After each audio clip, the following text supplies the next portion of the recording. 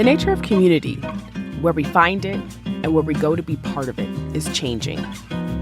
Blame it on the advent of chat rooms in the early 90s, the Facebook groups of the mid-2000s, or virtual reality spaces and the metaverses that became pivotal for many during the pandemic. Still, if someone tells you they find community online, you might be skeptical, especially if they tell you they're gamers. But as of 2022, video game consumption has reached over 3 billion people around the world. And this incredible growth has transformed gamers from a niche interest group to one of the largest and most dynamic social forces around. One that is already beginning to reflect and influence the major cultural issues of our time. I'm Sherelle Dorsey, and this is TED Tech. Today, futurist Noah Raford asks us to consider how these communities will shape our world in the coming years, and what we can do right now to ensure that influence is a force for good and not evil. Because who doesn't love a good side quest, am I right?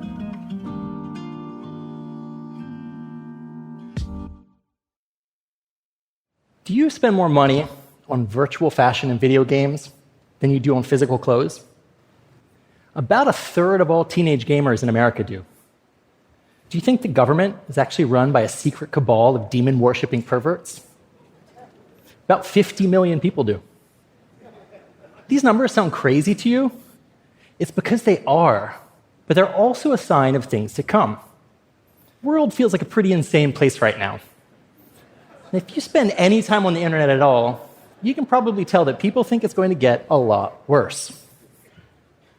Now, that may be the case, but this feeling is why I believe that we're going to see a rise in social unrest in the coming decades, and that it's going to come from a surprising place: video games. Now, before you think, is this going to be another talk linking video games to violence? Sorry to disappoint you.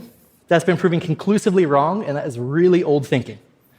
But what I am going to argue is that video games are going to become the platform through which tomorrow's social battles will be fought, and the source of recruitment for some of the strangest and possibly most impactful social movements of the future. I like to call these video game cults. Sounds kind of scary, I admit, but I hope to show how they might also be used as a tool to cause some serious hope. Now, this is all just my personal opinion, but I started thinking about this a few years ago after I heard a very interesting story while working in the Gulf. The story was about Hassan ibn Sabah, a charismatic young preacher who lived about 1,000 years ago in an age full of drama, conflict, and social change. Hassan became famous for creating the Order of Assassins, a fanatically devoted group of young men known as the Fedayeen, those who sacrificed themselves. His men were so devoted to him that, the legend goes, they would throw themselves from the rafters to their death at his command. Actually, this is where we get the expression, a leap of faith, from. It just got me thinking, why would someone do this? What could convince someone so fervently to believe in something that they would welcome their own death? The answer is 11th century virtual reality. See, Hassan had cultivated a myth that he could send people to heaven and bring them back again without actually having to die. And of course, he didn't actually have this power, but before a mission, the story goes, he would dose his soldiers with massive amounts of hash. Their enemies actually called them the Hashashin, which is also where we get the word assassin from. This would knock them out, and then he would lower them down into a secret garden he had built behind his mountain fortress, designed to look exactly like a replica of heaven. Waking up in the simulated paradise, his men would gorge themselves on all the things they had been denied in life. Then, after a night of ecstasy, they would awaken back in their barracks, convinced of Hassan's powers, eager to fulfill his suicide missions in order to return to heaven again. So, what does this have to do with today? Well, most scholars agree that this is probably just a myth, but that's not the point. The point is that people believed deeply in Hassan and his vision for the world and were willing to sacrifice their lives for it. He gave them a sense of meaning and purpose during a time of great uncertainty, a purpose which he communicated using the best tools of his day. And that is what brings us to video games. Video games are already the world's dominant form of entertainment. They're 3 times larger than the entire global film and music industries combined. Every year, the top streamers on Twitch receive on average twice as many views as the biggest Hollywood movies. And collectively, we spend twice as much time watching and playing video games as we do using all other forms of social media combined. That's a lot of eyeballs. Game sales are huge, but the real action is in in-game economies, where people spend over $130 billion a year buying and selling virtual goods online. Everything from outfits to avatars to vehicles to weapons to dances to architecture to music to access to live events and more. Haven't even mentioned NFT or Web3, but these hopefully will become the infrastructure that drives this going forward. And the reason games are so successful is because they provide a deep sense of engagement, community, and purpose. Yes, we use them to escape and to entertain, and that's okay.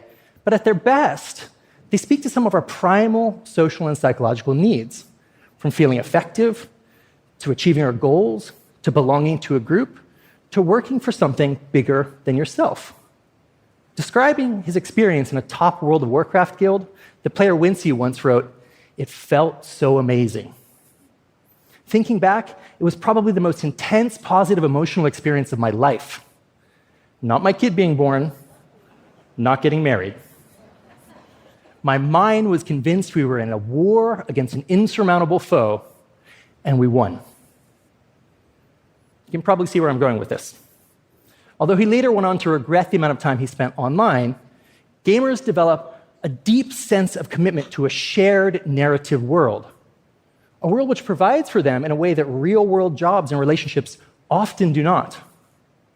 And this is already the world that our children live in. The only thing that my son and daughter want for their birthdays are Skyblocks coins and digital emotes for their characters. Most of their social time outside of school is spent hanging out in-game with their friends.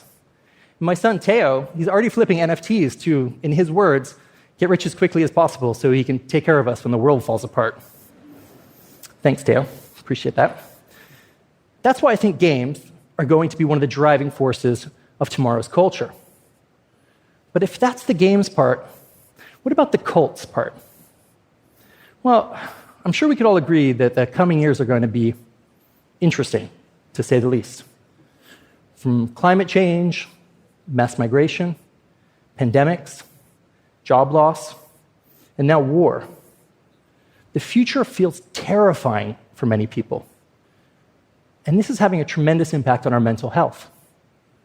1/3 of all US undergraduates surveyed report having moderate to severe anxiety. Their rates of suicidal thinking and severe depression doubled over the last decade or so. And COVID didn't help. But it's not just the US either. 2/3 of those surveyed in a study of 17 different countries reported that they thought their children were going to grow up poorer and not have successful careers. In other words, the world feels like it's falling apart for a lot of people. And when worlds fall apart, people start looking for answers wherever they can find them. And charismatic leaders like Hassan have always been happy to provide them, and their actions have shaped the course of history. From the Protestant Reformation in the 16th century to the rise of new religious movements in the 19th century, every era of social change historically has been followed by a wave of new believers and fanatical behavior. QAnon is just the most recent example. And while each generation's cults look different and the definition of a cult is certainly up for debate, they do share general characteristics. The first is that they inspire a sense of higher purpose, often through a lens of good versus evil, where you are the hero, that creates a sense of passion or commitment that seems insane or irrational to the outsider.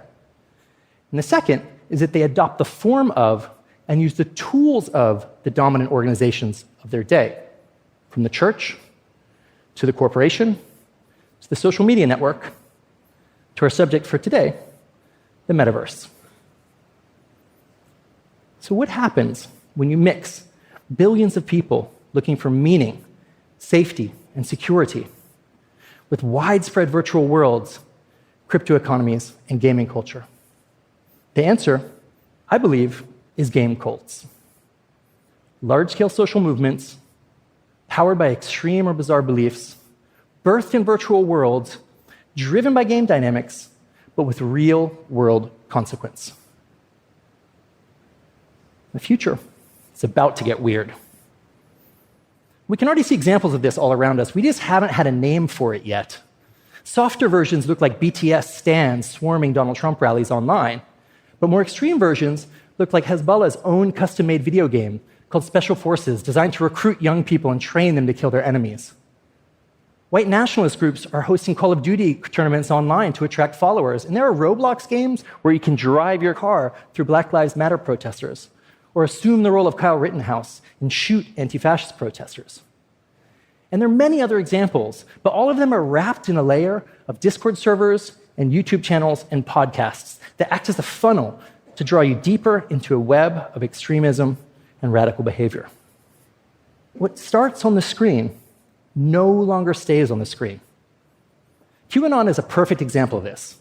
What started on 4chan and Facebook mutated into a live-action role-playing group for evangelical militants and ended up as an anti-vaccination campaign.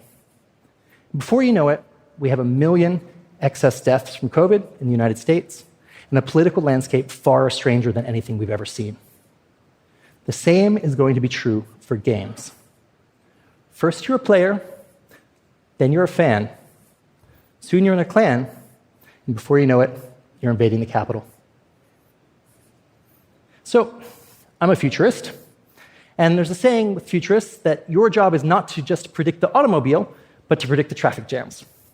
So what might this look like in 10 or 20 years when widespread augmented and virtual reality meets thriving crypto economies and a generalized crisis of meaning?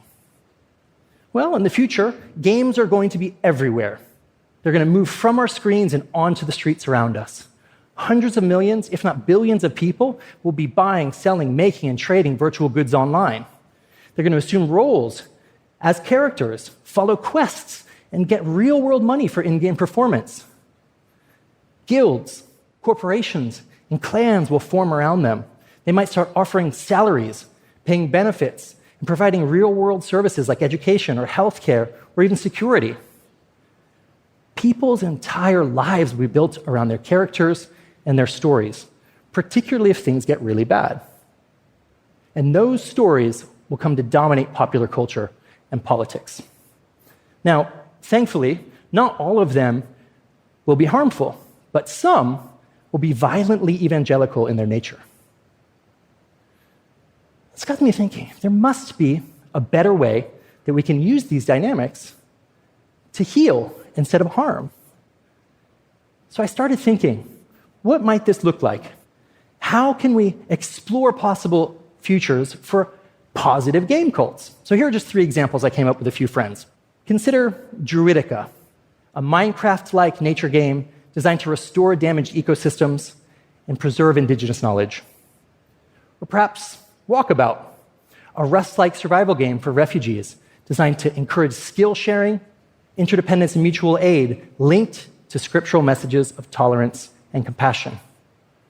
Or perhaps Temple, a pray-to-earn game linked to a network of non-denominational meditation spaces where players can perform coordinated acts of care to level up on the good works board, a kind of decentralized church of kindness, powered maybe by Holycoin. It's clear that something like this is coming. The question is, what can we do about it now? As we've learned from social media, technological fixes and regulatory restrictions will only go so far. And in the attention economy of political priorities, game cults are clearly quite low, but that's okay. It means we still have time to do something about them. That's why I think that everyone, from policymakers to players to game designers and gamers, should be having a conversation about what this means right now. If you are a media company, you should be talking to experts in radicalization. If you are a game company, you should be speaking to those who don't understand gaming dynamics in the communities around them. If you're a church or a religious institution, you should be understanding how people use these tools to build beliefs and what they're believing. And finally, perhaps most importantly, if you're a parent, you should be playing games with your kids to understand the world that they're growing up in and to have a conversation with them about the role that they might play in it. Someone's going to connect these dots. The question is, who is going to be our modern-day Hassan? And will the games of tomorrow be games of subjugation and domination, or inspiration and liberation. It's really up to us. Thank you.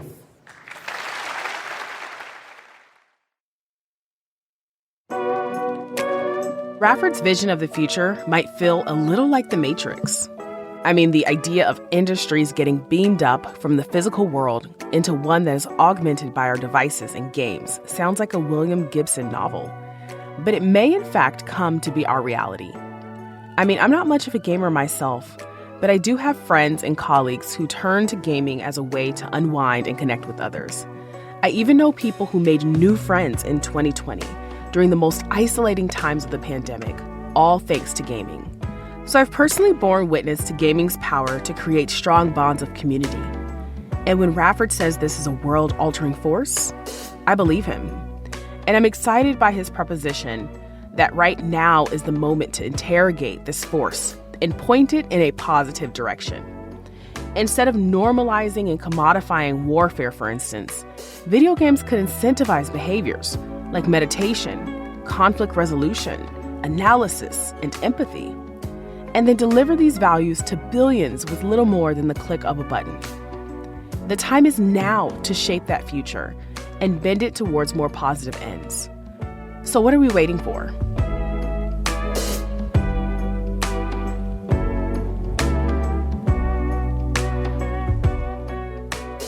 TED Tech is part of the TED Audio Collective.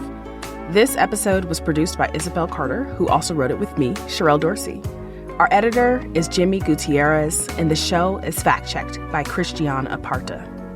Special thanks to Farah DeGrunge for her support as a project manager. I'm Sherelle Dorsey. Let's keep digging into the future. Join me next week for more.